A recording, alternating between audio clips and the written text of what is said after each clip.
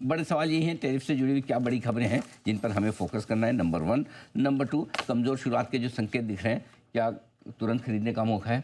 25,160 एक लेवल, ये इंपॉर्टेंट है, इंटरेस्टिंग है, जिसके करीब हम पहुंचते थे शुक्रवार को।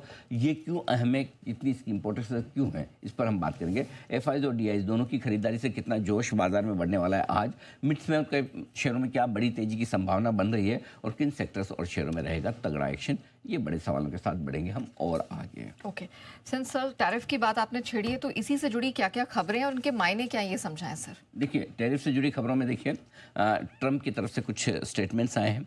उन्होंने बातचीत में कहा है पत्रकारों से, जिसके लिए हमारे प्रोड्यूसर नीरज ने टाइटल दिया है, तू चल मैं आता हूँ। ये ट्रंप ने नेटो से कहा है।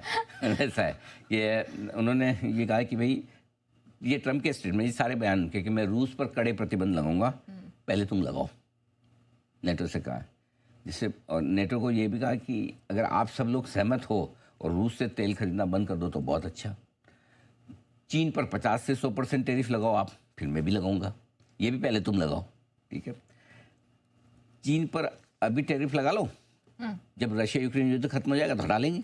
हाँ, ये भी प्लानिंग दे दी ट्रम्प साहब ने उनको, ठीक है। साथ ही कहा कि ये युद्ध मैंने नहीं छेड़ा है, बाइडेन और जेलेंस्की का छिड़ा हुआ युद्ध है, तो वो तो ठीक है, वो कोई पुरानी चीज़ है उनका। ये वो बार बार वही कहते हैं, मैं राष्ट्रपति होता तो युद्ध होता ही नहीं, युद्ध होता ही नहीं, वो भी ठीक है।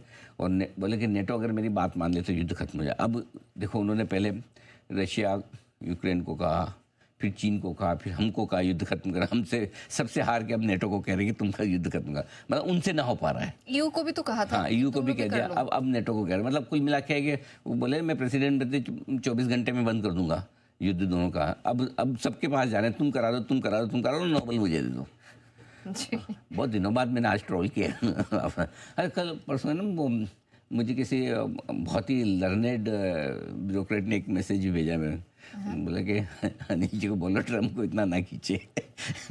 बोले, मैंने कहा सर चिंता ना करो, मुझे नहीं जानता, जब तक नहीं जानता तब तक दिक्कत नहीं है।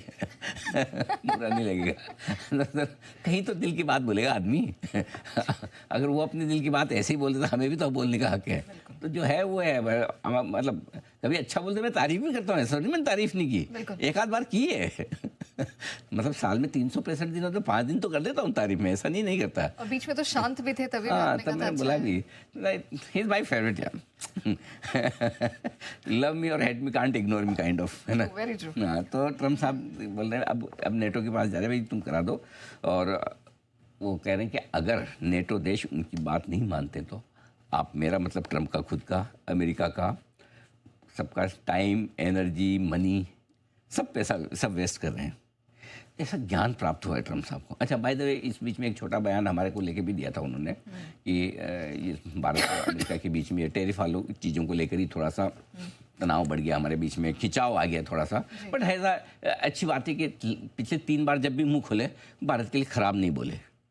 अच्छा ही बोले, ख़राब नहीं बोले, ये ठीक है। सो बेसिकली अब नेटो की तरफ वो प्लीज़ प्लीज़ प्लीज़ कर रुकवा दो, उसमें लगे हैं, देखो क्या होता है। बट ऐसी कोई खास खराब खबर नहीं है भाई। अगर नेटो ये सब करेगा तो नेचुरली सबके लिए लेवल प्लेइंग फील्ड है। करेक्ट। नेटो नहीं करेगा तो हमारा क्या बिगाड़ लेंगे फिर, तो अपने ठीक है, ऑल इज वेल, कोई टेंशन नहीं। ठीक है, चलिए, तो ये न्यूट्रल खबर है, इस पर कुछ नेगेटिविटी नहीं है, लेकिन